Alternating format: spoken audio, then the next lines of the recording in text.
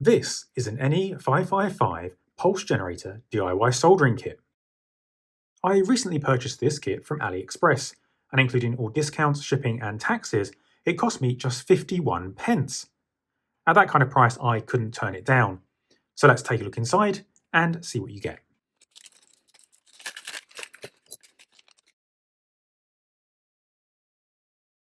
Okay, just a few components with this kit and no instructions, so hopefully we can work out where everything goes by looking at the PCB. It's an interesting little PCB here. It's got these little ears on each corner, which could be used to help mount it, I suppose. And it is indeed a double-sided PCB. The kit includes quite a few different capacitors. There are 3 ceramic and 3 electrolytic, so that's the bulk of the components. We have a single fixed resistor, as well as 2 variable resistors, multi-turn potentiometers here. We have our 555 timer IC and a socket for it, and we'll have to straighten those legs out very slightly. There's a few pin headers here, as well as a jumper connector to go over those pin headers, and an LED for output. Of course, all kits have to have an LED. So let's start off with our resistor here. And if we look carefully, we can work out what value this is. And on the resistor, hopefully we can see the color bands. And here we can hopefully see this is brown, green, black, and brown with a brown tolerance band. This gives us 150 and 1 additional 0, and that means it's 1500 or 1.5K. Now there's only one fixed resistor in this kit, so I'm actually going to go ahead and skip testing it this time, but you could of course use a multimeter if you'd like to do so. If we look on the kit here, we can see the marking here is for 1.5K, so that is what we were expecting. So let's turn the soldering iron on and install that resistor.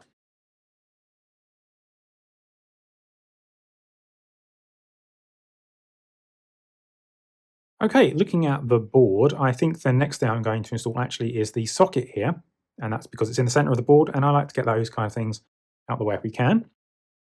So we have our socket here, and the pins are a little bit bent, so I'm just going to straighten them out, and I'm just going to use my fingers for this one. It's a very simple kit, so hopefully we can straighten them out just enough with our fingers. Now, if we look at the socket, there is a little notch out of this side just here, and that should be aligned with the little notch shown on the silk screen just here. So our socket goes in this way round.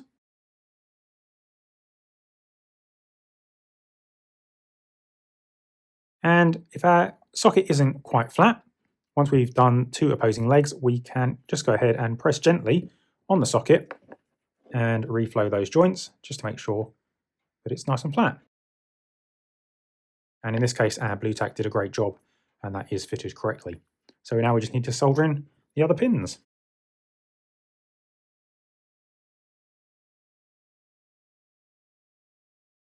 Okay, it's probably about time we fit some of our ceramic capacitors. And if we look, we have 102, 104, and another 104 here. So that's our 3. So there's 102 and 104 twice. So let's look at the capacitors. And hopefully you can see those there. We have our 102 on the left and the 2 104s in the middle and right-hand positions. Now, ceramic capacitors can go round either way, so it's up to us which way we put them.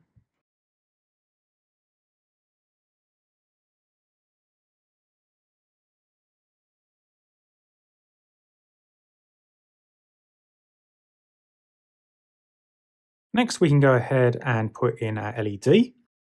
So our LED is just here. It's a 3mm LED. And the longest lead on an LED is the positive lead, and the shortest lead is the negative. But if we were in any doubt about that, we can grab a CR2032 coin cell battery like this one. And as you can see, there's a plus sign on this side of the battery, and there's nothing on this side. If we put the positive terminal on there, we can actually illuminate the LED. And if we put it around the other way, you see the LED does not illuminate. So this tells us that the longer leg is indeed positive. So the LED diagram goes from positive to negative, which means that our longer leg goes at the beginning of the arrow and the shorter leg at the end of the arrow here. Now, I'm not going to worry too much about how straight this is, because I'm just going to solder one pin on the LED, one leg. And then I'm going to apply some very gentle pressure while I reheat that joint to allow the LED to sit flush against the board. And we hold it nice and firm until it's set. And there you go. Next up, I'm going to do other capacitors. And so we have a few of those to put in, these electrolytics here. And we can see our C6 here is a 1 microfarad, and that is probably the smaller of the cans. And then we have 100 microfarad and 100 microfarad. So if we look carefully on the can, we can see this is indeed a 1 microfarad. And the can is marked with a negative stripe, and that's associated with the shorter lead. So the longer lead is positive, just like it is on an LED. That means our other two capacitors here should be our 100 microfarads. And again, you see that's 100 microfarad. And again, the shortest lead is the negative. And just for good measure, this one should be exactly the same.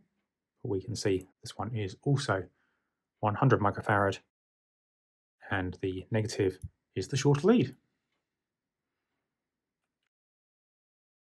So our 1 microfarad goes here, and the longer lead goes in the side that's marked positive. That is a very tiny little positive sign there, and the shaded area is the negative, so it goes this way around. And we can place one of our 100 microfarads. Longest lead is positive, short lead is negative, and that goes into the shaded side. And then we have our final 100 microfarad, and again, positive lead is marked here, shaded is the negative.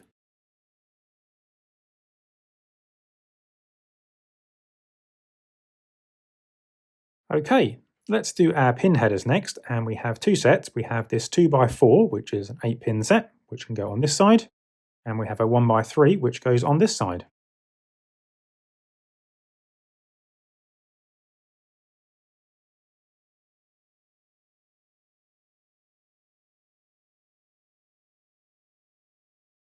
Okay, those are installed. When installing pin headers, be sure not to put any extra pressure on the pin itself. Just gently on the side is absolutely fine. If you put pressure on the pin itself, you might push the pin out because it can melt the plastic that the pin is sat in. So these look all pretty well aligned to me, so no issues there. The last two things are our variable resistors.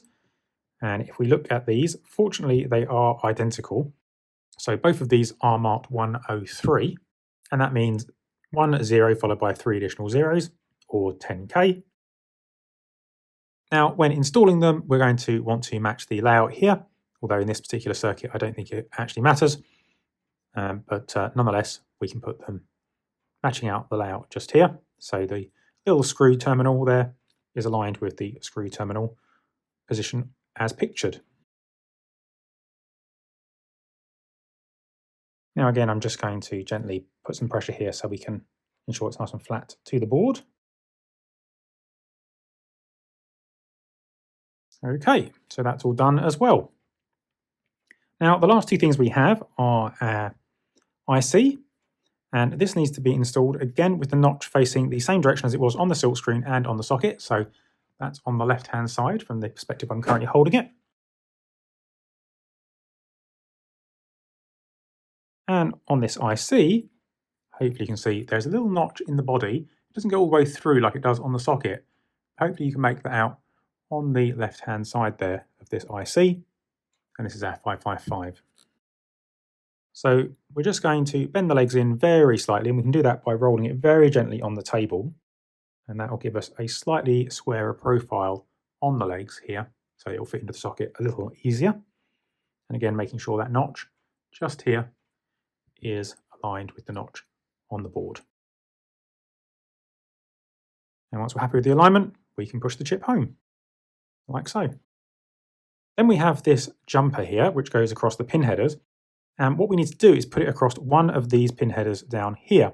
And this will let us set the frequency or the frequency range that this will pulse in. And so I'm going to set it just to the third position here. For now, we'll test out a few different versions in a moment. But that's where we're going to start, just there, like so. So just going to turn the soldering iron off. But what we do need is some power. So let me grab some power leads and a power supply. So here we have my adjustable power supply. And this device can be powered by these pins here. So we have ground and VCC. And so to connect up the power supply, I've got these two jumper leads. And so these have female sockets on one end and male sockets on the other end. And I'll clip the male ends into the crocodile clips. So let's use black for ground and red for power. So just pop these on here. And the voltage we're going to need for this is 5 to 15 volts apparently. So 555 timers are good up to around 15 volts. We're going to stick with 5 volts here because in my experience, the chips provided with these cheap kits are often clones and they don't survive very well with higher voltages. So let's stick with 5 for now. And that'll do nicely. So black for ground and red for power. Okay, so our LED isn't doing much pulsing. That might be because of the frequency we currently have it set to. We can try adjusting the frequency either using a screwdriver to adjust these multi-turn potentiometers up at the top here, or we can adjust it using the jumper just here. So if I pull this out and I put it to a higher position here, this might adjust the blinking frequency. No change so far. Let's try another one. And let's try the final position here and see what happens. Ah, there we go. We're actually getting a predictable blink now. So it's possible here that these ones up the top are blinking so fast we can't see them. And there are two things we can adjust here. The two variable resistors allow us to adjust the duration and also the duty cycle. And that's the on-off period as well. So I can screw the terminal here. We can see if that's going to have any particular effect. And these are multi-turn potentiometers, so it may take many turns to see an actual impact. But it looks to me like that's actually going a little bit faster than it was before. And the duty cycle can be adjusted in combination here with this one as well. So this will, I believe, slow it down, but at the same time it will adjust the on and off frequency or periods. Now it's all well and good looking at the LED and guessing what the frequency is, but of course we can go ahead and try to work that out with an oscilloscope. So here I have my DSO 138, another piece of equipment that I built from a kit. And what we need to do is connect the grounds together, and then we also need to connect to the output pin, which is available here. And for that I've got another one of these jumper leads. So I can install this like so. And we want to connect the grounds. So I'm just going to connect this clip onto here as well. There we go. And then this can connect onto here. And now we can see the pulsing that's happening. So we can adjust the frequency response curve here. So that's the time base at the bottom. And there we go. We can see that just fine. And we can see our pulse is happening. And we've got some statistics here as well. We can see our duty cycle is around 54%. And our frequency is about 0.7 Hertz. So what we need to do now is speed this up and see if we can see anything interesting. So to speed it up, we're going to want to go to a different set of capacitors, or a different capacitor. So we just move this pin up here. And now we can see the LED is actually blinking, as we can see by the pulse here on the screen here. And we can go in and reduce our time base so we can actually see the pulsing as it happens. And now you can see we're pulsing at 87 Hertz. Our duty cycle is 55%. And it actually is pulsing, and our trigger is picking up the signal. But it looks like the LED is on all the time. Now, I bought this kit because at some point I'm going to want a 60 Hertz source. So the power in the UK runs at 50 Hertz, but I wanted to interface something that was designed to work on 60 Hertz supply, and using that as a timing reference.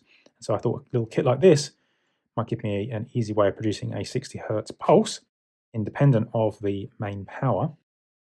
So we can try adjusting this here. And as I'm turning this, hopefully you can see the frequency is reducing. Okay, and so I've managed to reduce that down to 60 Hertz. You can see the duty cycle is 69.5%. So I should be able to tweak this other one here to reduce the duty cycle. And you'll see that is actually affecting the frequency as well. So these will have to be used in combination with one another. So there we go. I've managed to reduce the duty cycle down to 56%. Not quite perfect on the frequency there. Probably as good as it needs to be for the accuracy of the instruments here. And there we go. We have our 60 Hertz at 56% duty cycle. And I think this is going to be absolutely perfect for the kind of circuit I need it for. And of course, if I need to adjust it anymore, I do have those trimmers just there. So I think this has been a fun little project and absolutely amazing value for money on this little board here. Let's just pop it back down to the next capacitor down so we can see it blinking. And there we go, it's actually blinking in the visible frequency now. And of course I can adjust the frequency on here for the graph. And there we have it, at approximately 0.7 Hertz and still around the 58% duty cycle. So I've had a lot of fun assembling this, and hopefully it will be a useful little module for me to use in future projects. But for now, that's all I've got time to show you. So I hope you found this video interesting, and I hope to speak to you again soon in the next one.